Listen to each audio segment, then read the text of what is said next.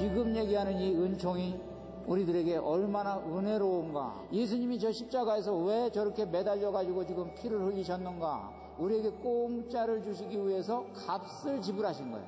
그러니까 지금 이 자리에서 여러분들은 이 모든 것을 감사드리시기 바랍니다.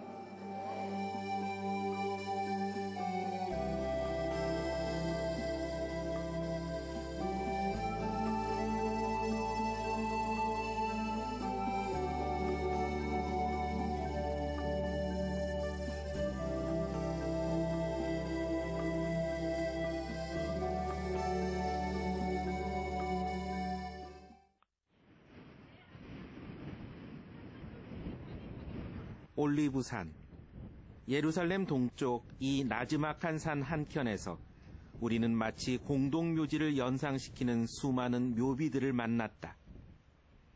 먼 후일 심판의 날, 하느님의 영광을 가장 앞장서 증언하기 위해 올리브산 성지에 묻히고자 했던 이들. 그들의 간절한 소망이 거대한 무덤의 숲을 만들었다 한다. 예루살렘이 바라다 보이는 이곳에서 주님은 저 금빛 성전의 도시가 맞을 운명을 하시고 통곡하셨다. 예루살렘 전체가 거대한 무덤이 되는 죽음의 광경을 그리스도께서는 미리 보셨던 것이다. 둘레에 공격 축대를 쌓은 다음 너를 에워싸고 사방에서 조여될 것이다. 그리하여 너와 내 안에 있는 자녀들을 땅바닥에 내동댕이 치고 내 안에 돌 하나도 다른 돌 위에 남아있지 않게 만들어버릴 것이다. 그날 폐허의 예루살렘 앞에서 주님의 눈물 흘리심을 기리기 위해 눈물 항아리 모양의 성당이 지어졌으니 이곳을 주님 눈물 성당이라고 부른다.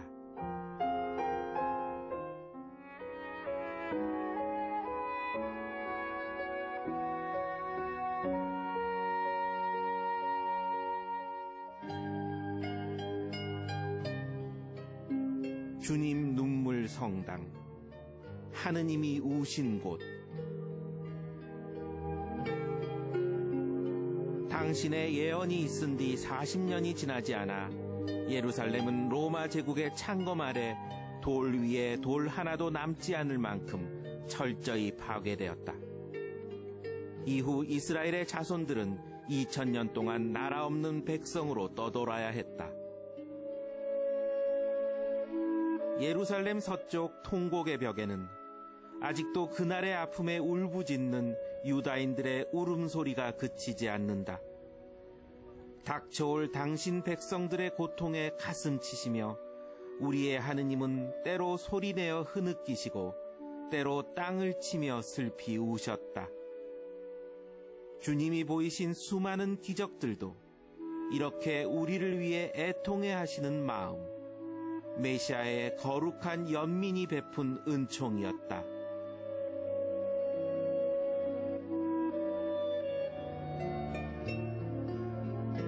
예수님께서 예루살렘에 가까이 이르시어 그 도성을 보고 우시며 말씀하셨다. 너의 원수들이 네 둘레에 공격 축대를 쌓은 다음 너를 에워싸고 사방에서 조여들 것이다. 너와 네 안에 있는 자녀들을 땅바닥에 내동댕이 치고 내 안에 돌 하나도 다른 돌 위에 남아있지 않게 만들어버릴 것이다. 예루살렘 언덕에서 예루살렘을 바라보면서 예수님께서 우시는데 뭐라고 그랬냐면 땅을 치면서 우셨다. 이렇게 되어 있습니다. 여러분 그 예수님의 눈물에 공감하십니까? 그 기분을 여러분 느낌이 옵니까? 예루살렘을 향해서 이렇게 예수님이 보니까 눈앞에 뭐가 펼쳐집니다. 뭐가 펼쳐지는데 뭐가 펼쳐지냐면 예루살렘 성이 허물어지는 모습이 펼쳐집니다. 그러면 예루살렘 성이 이렇게 허물어질 때는 결국에는 이게 무슨 얘기냐? 이 예루살렘에 지금 이제 재난이 이제 임박했다. 실제로 예수님께서 이것을 바라보시고 나서 40년 후에 이 재난이 왔습니다. 그러니까 결국 로마가 이 예루살렘을 아주 쑥밭을 만들어 놓으면서 이 예루살렘을 궁극적으로 망한 거예요. 그런데 예수님은 그걸 이미 봤어요. 그걸 봤는데 성전이 허물어진 걸 본 게 아니라 여기 지금 이 성전이 허물어진다라는 것은 이스라엘 사람들의 민족이 흐트러진다라는 걸 얘기하는 거죠. 그러니까 이 이스라엘 사람들은 뽑힌 백성들입니다. 선택받은 백성들인데 이 선택받은 백성들이 결국에 어떻게 이 모양 이 꼴로 됐냐 이걸 바라보고 예수님께서는 지금 마음이 굉장히 아프셔가지고 눈물을 흘리시면서 이제 결국에는 우셨습니다. 자, 바로 이 가끔 가다가 이제 우리가 보면은 성모님도 어디서 이렇게 나타나시면 우시죠? 그 마음이나 비슷한 거예요. 예수는 왜 자꾸 이렇게 기적을 행하셨는가? 그냥 뭐 사람들이 생각해, 예수님 기적을 행했다. 이 정도 생각하고 예수님은 정말 대단한 분이다. 이렇게 이제 생각을 하는데 우리들이 꼭 기억을 해야 되는 그런 부분이 있습니다. 예수님이 기적을 행하실 때는 그냥 기적만 행하신 것이 아니에요. 그래서 실제로 이 유대인들이 예수님에게 기적을 보여달라고 그랬을 땐 절대로 안 보여줬습니다. 그러니까 뭔가 과시용으로 자기를 드러내기 위해서 예수님이 기적을 행하신 적은 한 번도 없다. 과시용으로는 기적을 행하시지 않았는데 언제 기적을 행하셨냐 하면 사람들이 궁지에 몰려 있을 때, 사람들을 돕기 위해서 필수적으로 기적이 필요할 때, 이때 예수님은 기적을 행하셨습니다. 예를 들면 병자가 왔어요. 병자가 이렇게 와서 예수님에게 이제 치유를 요청하면 예수님 딱 보시고 병자가 불쌍하니까 그렇게 되는 거죠.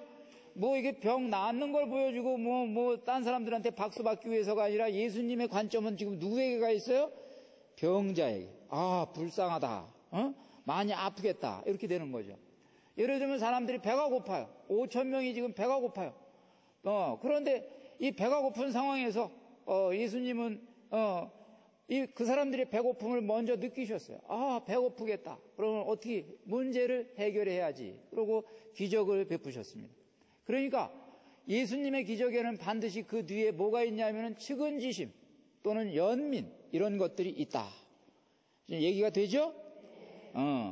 그러니까 우리는 예수님의 기적을 볼 때는 예수님은 항상 우리를 향해서 측은지심을 가지고 계시다. 이렇게 생각하시면 되겠죠? 예수님의 이 연민이 우리를 지금 바라보고 계십니다. 자, 그런데 예수님은 이제 또 우셔요. 지금 이 연장선상에서 말씀을 드리면 예수님은 아주 자주 사람들과 말하자면 소통합니다. 그래서 그 사람들의 어떤 감정을 예수님은 금세 느끼시고 캐치를 하시고 공감을 하십니다. 예수님은 자주 우시는 모습을 보여주시는데 여러분 그 유명한 나자로가 이렇게 이제 무덤에 있을 때도 울었죠? 어떤 때는 지금 이 예수님의 이 마음을 우리가 품을 줄도 알아야 됩니다. 여러분들이 우리 이 신앙인들이 이 세상에 이 그리스도를 모르는 사람들을 향해서 여러분들이 이렇게 바라봤을 때 예수님을 모르고 사는 사람들을 바라보는 여러분의 눈이 저 사람들은 예수님을 모르니까 안타깝다. 그런 생각 들을 때 있어요, 없어요? 여러분들이 그런 마음을 아주 강하게 품을 수 있어야지 복음을 전하게 됩니다. 이런 예를 드리면 여러분들이 이해가 가실까요? 여기 한 아이가 있어요. 이 아이의 한 손에는 지금 이 세상에서 제일 맛있는 과자가 있어요. 하여간 정말 누가 봐도 아이들은 그거를 먹고 싶어요. 근데 오른쪽 손에는 이 세상에서 가장 최첨단 로봇 장난감이 있어요. 이 아이는 지금 남들이 부러워하는 걸 다 가지고 있습니다. 근데 이 아이가 지금 산속에서 길을 헤매고 있어요. 이 아이는 행복한 사람이요, 불행한 사람이요? 다 가지고 있는데, 먹는 거 있는데, 로봇 있는데, 아이들이 부러워하는 거 다 가지고 있는데, 왜 불쌍해? 길을 잃어서 어떻게 됐어요? 엄마가 없고, 아빠가 없고, 그러니까 결국 엄마가 없고, 아빠가 없을 땐 이게 소용이 있어요, 없어요? 소용이 없는 거죠. 그러니까 여러분들이 진정으로 하늘에 계신 우리 엄마, 하늘에 계신 우리 아빠를 모르고 사는 이 세상 사람들이 아무리 부를 누리고 다 가지고 있어도, 아무리 좋은 차, 아무리 좋은 집, 아무리 큰 돈을 은행에다가 넣고 있어도 사실은 그 사람은 불쌍한 사람이에요. 맞아요, 틀려요? 맞아요. 억지로 제가 그냥 맞아요 소리 지금 막 유도하고. 근데 사실이요, 사실. 그런 눈이 뜨여야 됩니다. 그런 눈이 뜨일 때 신앙의 눈이 제대로 뜬 겁니다. 자, 이제 그 정도 제가 말씀을 드리고, 그 다음에 이제 또 궁금한 게 뭐냐 하면, 예수님께서 이 막판에 아마 내일쯤 나올 것 같은데요. 예수님 공생활 막판에 성전에서 말하자면은 회초리를 휘두르면서 이 짐승도 휘두르고 이 성전 상인들에게 회초리를 휘둘렀어요. 그러니까 폭력을 휘둘렀어요. 그리고 예수님이 욕설도 퍼붓었어요. 그들에게. 그러면 그래도 되는 거예요? 그래도 되는 거냐고. 예수님은 화내도 되는 거예요? 돼요, 안 돼요? 안 돼요? 그거 안 되는 걸 예수님이 하셨어. 그거 참 잘못된 거야, 그거는. 근데 왜 그러셨을까? 이렇게 착하신 마음을 품으신 연민의 예수님, 방금 얘기했는데 연민의 예수님이 왜 예수님이 폭력을 휘두르셨을까? 그래서 이것을 설명할 수 있는 유일한 언어는 열정이에요, 열정. 그러니까 그냥 적당히 생각을 할 때는 이런 것들이 안 나오는데, 이 뭔가에 대한 강한 열정을 가지고 있을 땐 이것을 지키기 위해서 이것에 반대되는 것에 대해서는 말하자면 당신의 어떤 그 방법을 쓸 수가 있는 거예요. 그러니까 이 열정이 뭐냐 하면, 여기 우리 성경에서는 이제 성전에서는 이제 열정이 있었는데, 이 열정이 누구를 향한 열정이었냐면 하느님 아버지를 향한 기도하는 집에 대한 열정이에요. 여기 103페이지를 읽어보세요. 103페이지에 요한복음 2장 17절 5번째 줄 읽어보세요. 당신 집에 대한 열정이 저를 집어삼킬 것입니다. 그러니까 이 기도하는 집에 대한 열정이 대단할 때는 이것에 대해서 방해되는 것이 있을 때 이걸 눈 감고 봐주지를 못한다. 그러니까 열정이에요. 그러면은 예수님이 사두가이 또 바리사이 율법학자들에 대해서 계속 가차없는 발언을 하셨습니다. 여러분 뭐라고 그랬냐? 이 눈먼 인도자들아, 독사의 자식들아, 회칠한 무덤들아, 뱀들아. 그러고 이렇게 예수님께서 그들에게 이제 정말 이 소리 들으면 누가 들어도 기분 나쁜 얘기를 했습니다. 누가 들어도 기분 나쁜 얘기를 했는데, 이번에는 어떤 열정이 그 사람들에게 그런 얘기를 했는가? 그런 얘기를 하게 만들었는가? 사실은 예수님의 열정은 지금 예수님의 열정은 누구에게 가 있냐 하면 이 억압받는 사람들에게 가 있습니다. 세리, 죄인, 창녀, 강도도 들어가고 땅의 사람들 있죠.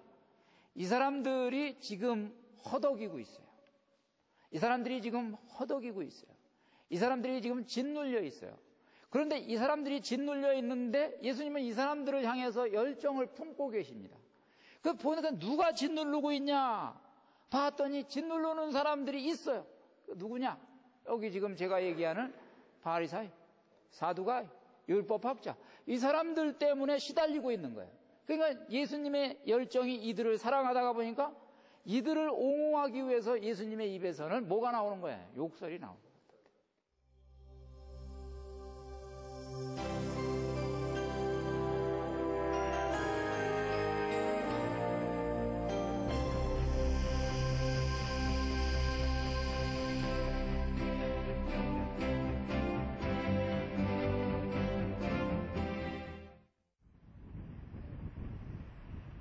우리는 올리브산 서쪽 기슭으로 내려왔다. 예루살렘의 동쪽이었다. 그곳에 주님이 돌아가시기 전날 최후의 기도를 올리신 언덕 겟세마니가 있었다. 인류의 구원사를 완성하기 위한 마지막 하루가 시작된 곳이었다.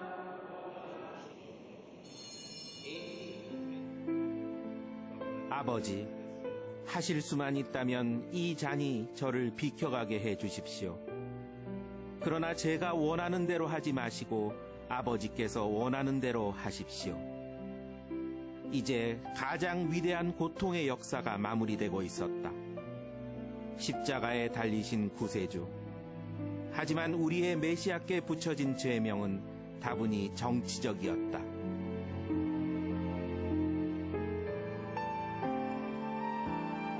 빌라도가 그들에게 그러면 메시아라고 하는 이 예수는 어떻게 하라는 말이요 하니 그들은 모두 십자가에 못 박으시오 하였다. 빌라도가 다시 도대체 그가 무슨 나쁜 짓을 하였다는 말이요 하자 그들은 더욱 큰 소리로 십자가에 못 박으시오 하고 외쳤다. 자, 예수님이 이 땅에 오셨을 때 오늘날도 똑같아요. 그 예수님을 바라보는 관점들이 다 달랐어요. 자기 입장에서 예수님을 바라보니까. 그때 당시에도 예수님을 바라보던 여러 눈들이 있었습니다. 어떤 사람들에게는 예수님이 위협이 됐어요. 그러겠죠. 기득권을 가지고 있는 사람들에게는 예수님이 위협이 되겠죠. 그리고 어떤 사람들에게는 예수님이 희망이 됐어요. 이제 이 얘기가 이제 갈리기 시작하는 거예요. 그래서 그 여러 관점들을 우리가 이해하기 위해서는 이 사람들이 누구냐?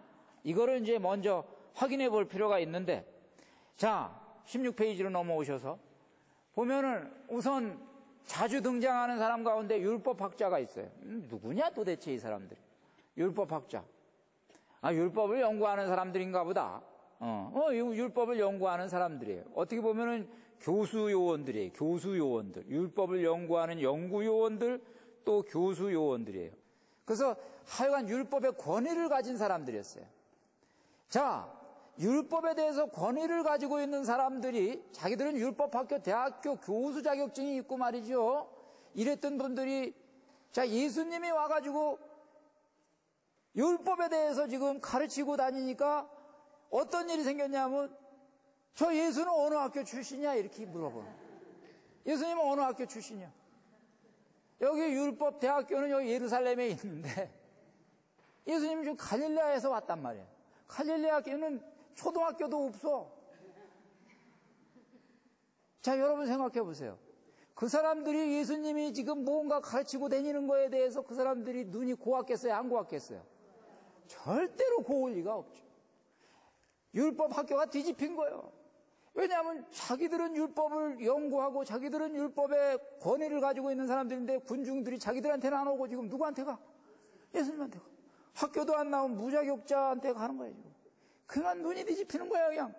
그냥 와가지고 계속 여러분들 성경을 보시면 아시지만 어떻게 했어요? 시비를 거는 거야. 이 사람이 지금 제대로 율법을 지금 알고서 얘기를 하는 건지 아닌지 핵심을 알고 파악하고 있는지 아닌지 자꾸 와가지고 시비를 거는 일들이 생기는 겁니다. 그럼 왜 율법학자하고 충돌했는지 이제 이해가 가시죠? 그럼 이제 두 번째로 이제 누구냐면 바리사이의 입장입니다. 바리사이는 여러분 원래 바리사이는 특별히 바리사이 족속이 아니에요. 바리사이는요 일종의 서원을 하는 사람들입니다. 나도 바리사이에 가담하겠다. 그럼 바리사이는 모든 사람이 바리사이가 될 수 있어요. 모든 사람이 선언만 하면 돼. 거기 바리사이가 되는 규율이 있어요. 근데 바리사이가 되려면 굉장히 엄격해야 돼. 일주일에 2번 단식해야 되고 반드시 11조 내야 되고 율법을 글자 1.1획도 그냥 글자 그대로 지켜야 되고 그러니까 굉장히 엄격한 이 규정이 있는데 여기에 나도 동의를 하면 나도 당장 바리사이가 될 수가 있어요. 근데 사람들이 왜 바리사이에 가담을 안 하냐? 너무 어려우니까. 일주일에 2번 누가 굶어? 에? 어떻게 힘들어서 그거 하겠어? 그러니까 이 바리사이는 아무나 될 수가 없는 거예요. 근데 이제 역사적으로 보면 정식으로 바리사이의 시작이 언제냐 하면 정식으로 이제 여러분 그 안티오쿠스 에피파네스라는 사람이 구약에서 나중에 이렇게 중간사 시대로 넘어오면은 결국에 어떻게 하냐 하면은 이스라엘을 점령합니다. 그래가지고 이 이스라엘이 이제 이 말하자면 그 치하에 있게 됩니다. 그렇게 됐을 때 이 이스라엘 그 사람들 가운데 사제 출신들하고 뭐 몇 사람들이 나중에 여러분 마카베오 왕조 있죠? 마카베오서 있죠? 거기서 이 사람들이 봉기를 해가지고 독립전쟁을 하는데 이 무력적으로 독립전쟁을 한 사람들은 지금 이 마카베오 왕조의 이 군인들이고, 정신적으로 여기에 동조한 사람들이 바리사이들이에요. 그럼 왜 바리사이들이냐? 바리사이는 우리 한국으로 얘기하면은 신사참배를 거부한 사람들이에요. 일제시대에 신사참배를 거부하고 한국 사람으로서의 정체성을 굳건하게 지킨 사람들이에요. 그러니까 이제 말하자면은 안티오쿠스 에피파네스 이 왕조가 말하자면 우상숭배를 강요했습니다. 율법을 지키지 못하도록 우상숭배를 강요를 했어요. 그러니까 이 사람들은 바리사이는 율법을 지키기 위해서 목숨을 걸고 율법을 지켜낸 사람들이에요. 그러니까 궁극적으로 여러분, 율법은 누가 지켰냐? 바리사이가 지켰어요. 그 정신적인 독립 유공자들이에요, 이 사람들이. 그래서 바리사이는 하여간 율법 그러면 기득권을 가지고 있었어요. 그리고 경건 생활 그러면 자기들보다 더 열심히 사는 사람 없어. 그 바리사이의 눈에 딱 봐도 예수님이 와서 영성을 얘기하고 있거든. 예수님이 와서 영성을 얘기하고 있는데 바리사이도 딱 보니까 예수님 저 예수님은 어디서 출신도 이상한 사람이고 또 마찬가지로 율법학자와 비슷한 거예요. 그렇게 되니까 바리사이는 예수를 인정하지 못하게 되고, 근데 예수님은 이제 오셔가지고 강조하신 것이 율법의 알맹이를 강조하시니까 바리사이는 나중에 율법을 형식적으로 지킨 사람들이고, 예수님은 율법의 알맹이를 얘기하니까 충돌이 일어나는 거죠. 그러니까 바리사이들은 예를 들어가지고 손 씻는 행위, 그렇죠? 정결례, 아주 엄격하게 옷 입는 거, 뭐 기도하는 거, 이런 것들을 철저하게 이제 했기 때문에 결국에 궁극적으로 이 바리사이들은 형식주의로 가버렸어요. 예수님은 이것을 깨부시기 위해서 말하자면은 이제 율법의 핵심 골자를 이제 가르쳐 주신 것이고요. 사두가인은 누구냐? 사두가인은 원래 말이죠. 레위 출신입니다. 레위. 그러니까 성전에서 이 예루살렘 이 사람들은 성전에 종사할 수 있는 사람은 레위 가문에서만 나오게 돼 있죠. 아론의 후에 레위 가문에서만 나오게 돼 있는데, 이제 이 처음에 그 제일 첫 번째 이 시작이 이제 언제 진행이 되냐면은 다윗 시대에 다윗이 이제 왕정을 통일 국가를 세우죠. 통일 국가를 세웠을 때 이 말하자면 완전히 이 국론이 통합이 안 됐어요. 그러니까 다윗이 통합을 하긴 했지만 중간중간에 막 다윗의 반대파들이 있었어요. 이때 빨리 기회다 그러고 차독이라는 이 대사제가 딱 가서 달라붙었어요. 다윗한테 충성을 서약했습니다. 그래서 그 혈통이 다윗으로부터 성전을 관리할 수 있는 특권을 얻어냈어요. 그래서 그 이후부터 그 차독이니까 그들을 사두가이라는 이름을 붙여가지고 사두가이라는 그 이름 하에 이 사람들이 이제 성전의 중요한 어떤 권한을 항상 그들이 챙겼어요. 이것이 사두가이들의 역사입니다. 자, 그런데 이제 실제로 이 사두가이들은 항상 여당이었어요. 생각해 보세요. 정권 편에 들어갔어요. 그러니까 이 나라가 독립된 나라였을 때도 정권 편에 들어갔고, 딴 나라가 쳐들어왔을 때도 제일 먼저 그 나라하고 타협한 사람들이 누구냐 하면 사두가예요. 우리만 이 성전에서 우리가 할 수 있는 요것만 지켜주면 우리 당신들 협조한다. 협조할 테니까 우리 요 권한만 보장해달라. 그런데 외국에서 이게 쳐들어온 사람들은 이 자기들 지지하는 사람이 필요하거든. 그러니까 사두가인은 거의 항상 여당이었어요. 여당. 율법학자가 예수님을 딱 봐요. 어떤 기분이 들어요? 무자격자가 자격도 없는 자. 이렇게 되는 거죠? 그러고 사두가인은 예수님을 딱 보면 무슨 느낌이 들어요? 일단은 도전 군중들 세를 몰고 다니니까 사두가인은 권력지향적입니다. 그렇게 되겠죠? 저러다가 쿠데타 일으키는 거 아니야? 얘기 나오겠죠. 바리사이는 예수님하고 딱 봤을 때 사실은 주도권 경쟁을 하는 거죠. 바리사이는 율법은 우리가 지켰는데 우리가 율법에 종주권이 있는데 저 사람이 자꾸 얘기하면 이 영성적인 어떤 이 긴장 관계를 지금 형성합니다. 왜 정치범으로 몰렸나? 이제 말씀을 드리겠습니다. 사실 예수님에게 제일 먼저 시비를 걸고 관계가 안 좋았던 사람들은 율법학자하고 바리사예요. 일단은 아직은 사두가이를 예수님이 건드리질 않았어요. 아직은 건드리질 않았어요. 그런데 이제 예수님이 이제 마지막으로 성전에 와가지고 사두가이를 건드린 거죠.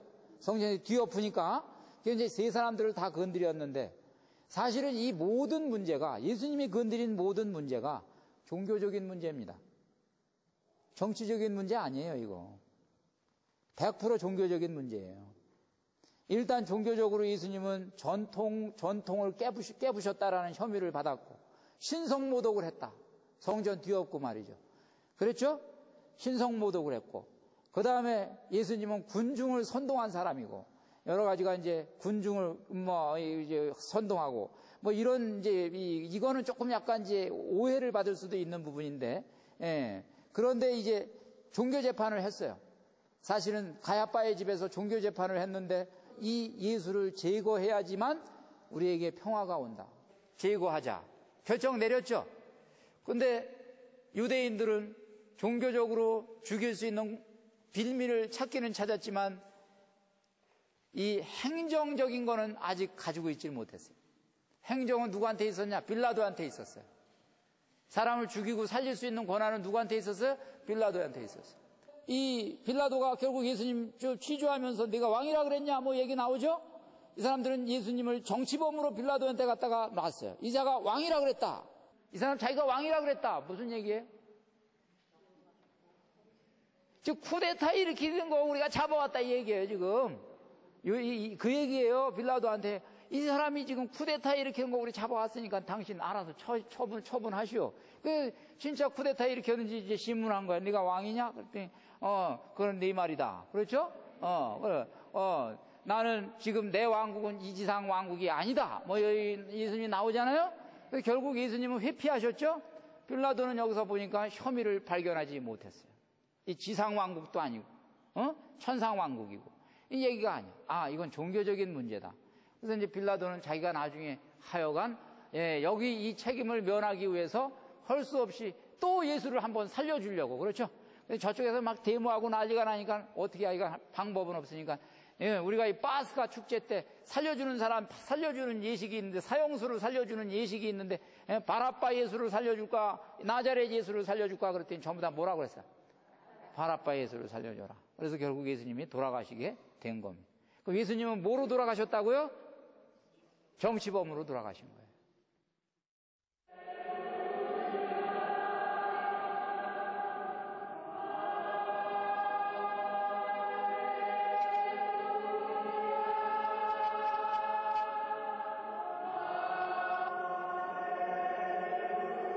할렐루야, 주 하느님 찬미합니다. 이제 당신의 고통과 당신의 죽으심을 향해 가는 우리에게 할렐루야는 가슴 저미는 슬픈 찬미가였다. 주여, 어찌하여 저희를 위해 죽으시려 하십니까?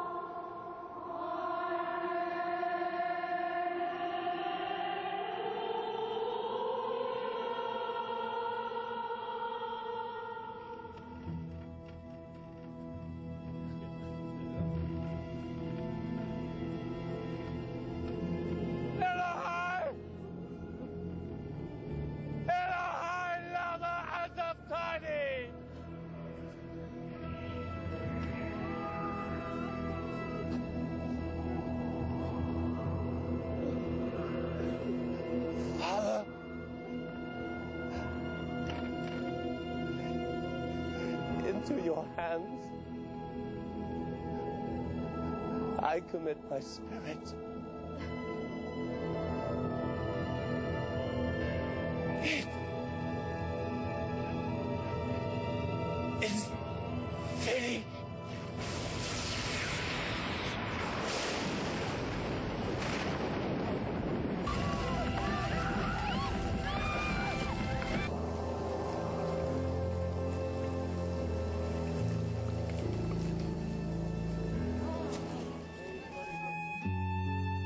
골고타, 해골이란 뜻을 지닌 예루살렘 교회의 한 낮은 언덕에서 우리는 메시아의 죽음과 조우했다. 피와 물이 흐르는 인자의 육신이 묻혔다는 그곳에 참극의 목격자처럼 회색빛 성당이 서 있다. 주님 무덤 성당이라고 했다. 우리는 주님이 십자가로부터 끌어내려지신 그 자리에 구세주의 성혈이 흥건했던 그곳에 입을 맞췄다. 하늘문이 닫히고 어둠이 세상을 뒤덮었던 그날의 그 시간으로 우리는 역류해 갔다.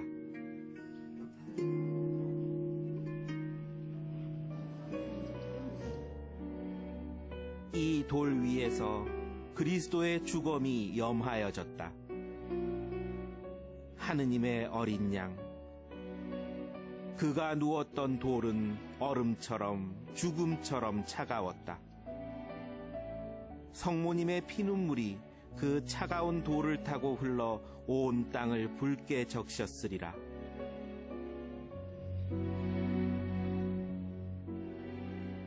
우리는 쓰러진 주님을 끌어안듯 돌을 부둥켜 안았다.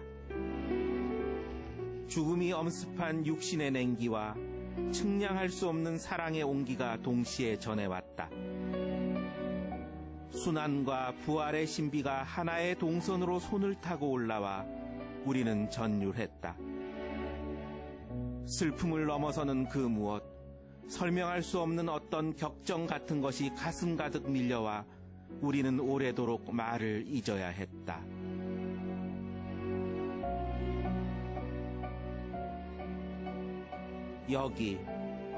여기에 주님이 죽으시고 묻히셨다.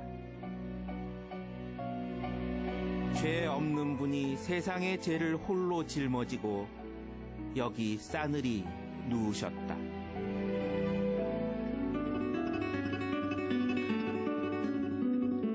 오후 3시쯤에 예수님께서 큰 소리로 엘리 엘리 레마 사박타니 하고 부르짖으셨다.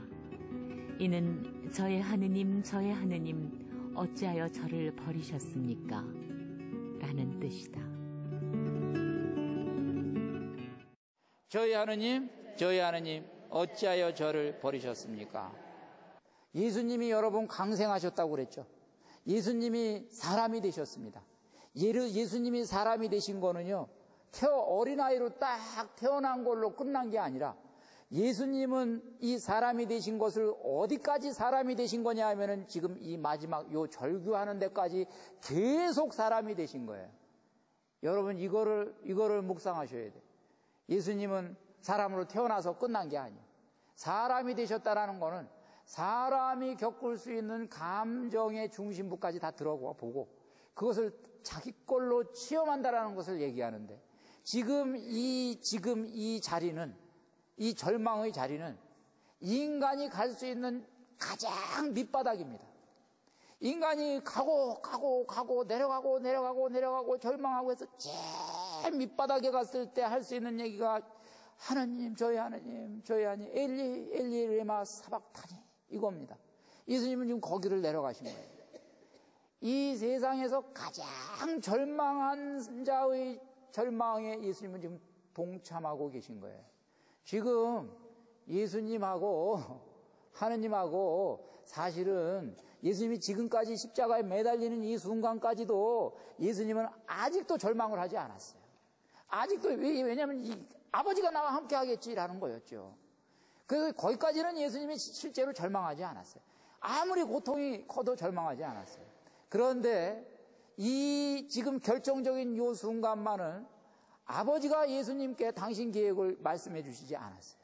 하늘문을 닫아버린 거예요. 여러분, 이 상황을 여러분 생각해요. 예수님이 지금 부르짖는 거예요. 하늘로부터 버림받은 자의 절망을 예수님이 지금 부르짖고 있는 거예요. 그래서 가장 밑바닥에 있는 절망. 그래서 이 절망을 우리가 공감할 수 있을 때 오늘날 우리들이 자살하는 사람들 많아요. 이 자살하는 사람들이 왜 자살합니까? 끈을 느끼지 못할 때 자살하는 거예요. 나를 지금 지탱해 준 인간적인 관계의 끈이 불확실할 때, 이제 저 사람도 나한테 도움이 안 되는구나. 저 사람도 도움이 안 돼. 저 사람도 도움이 안 돼. 저 사람 마지막에 끊는 거예요. 그런데 예수님도 아마 그 자리에 가신 거예요.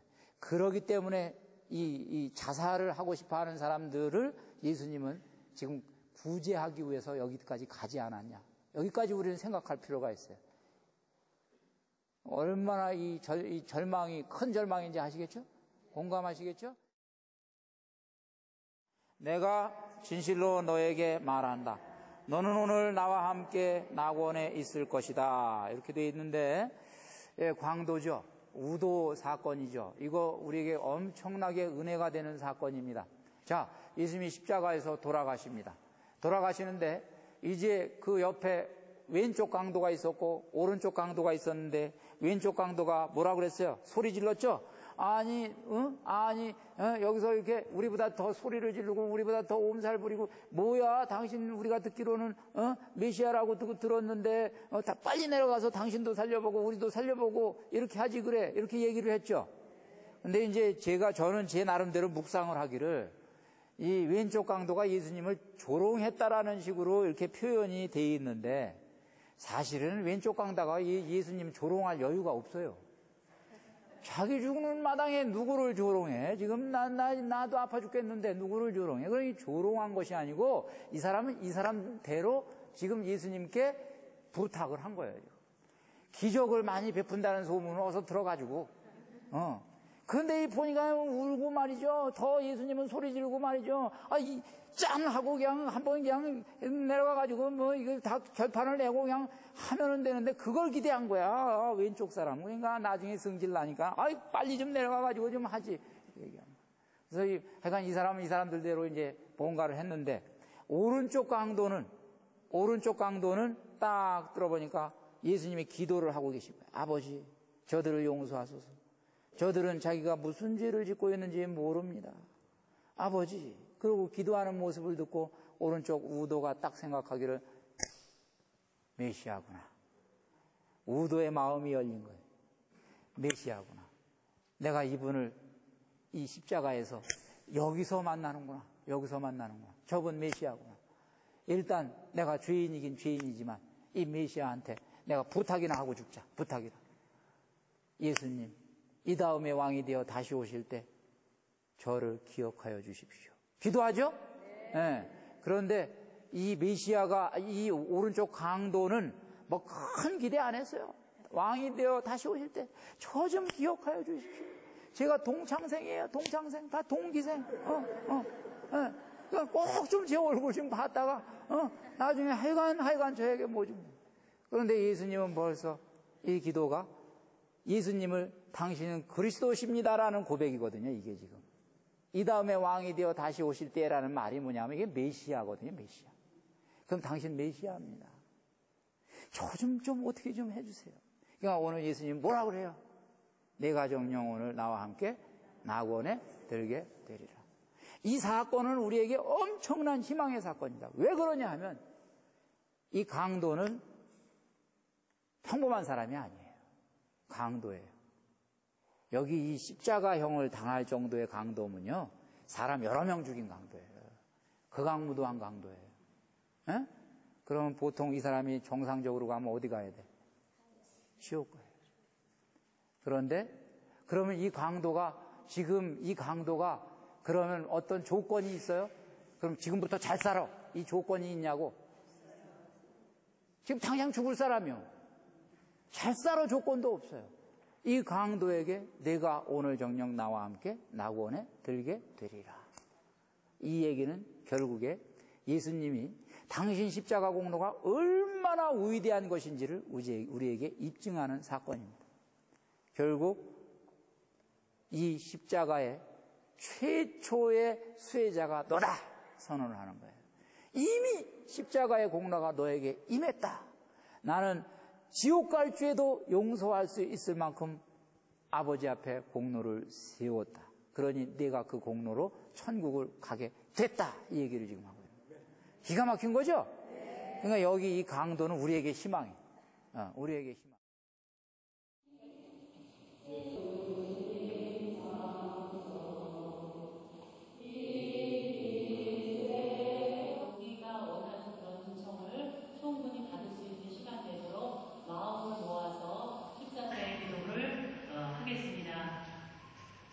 여기는 그 시작 기도가 없기 때문에 우리가 거기에는 없지만 그냥 제 세분다 생각했습니다. 그래서 우리가 믿음을 고백하는 거기 때문에 시작 기도로 사도신경을 하고 일설을 하겠습니다. 성부와 성자와 성령의 이름으로 아멘. 전능하신 천주 성부 천지의 성부를 전합니다이다. 우리가 예수 그리스도니 성령의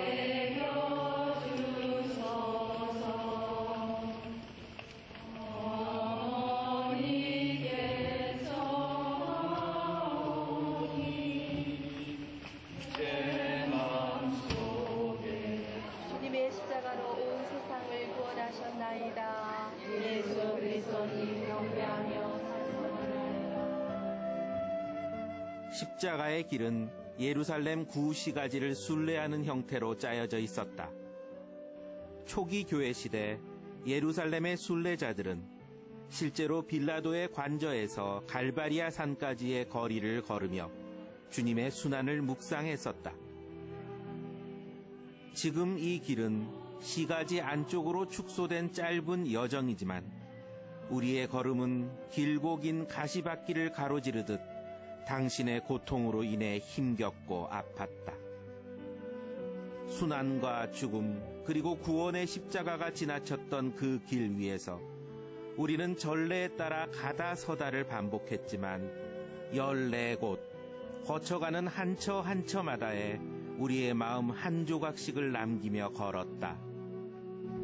길은 길로 이어지고 다시 길로 열렸지만 그 구비구비를 돌 때마다 슬픔은 걷잡을 수 없이 무거워져서 우리의 발걸음을 천근만근으로 붙잡고 있었다. 우리는 숨이 막혔고 오직 복받치는 기도로 막힌 가슴을 간신히 틔워갈 뿐이었다. 사람이 만든 십자가의 길은 주님이 묻히신 무덤 성당에서 끝나고 있었다. 그러나 우리 마음의 십자가를 지고 걸었던 우리들의 십자가의 길은 끝없이 이어지고 있었다.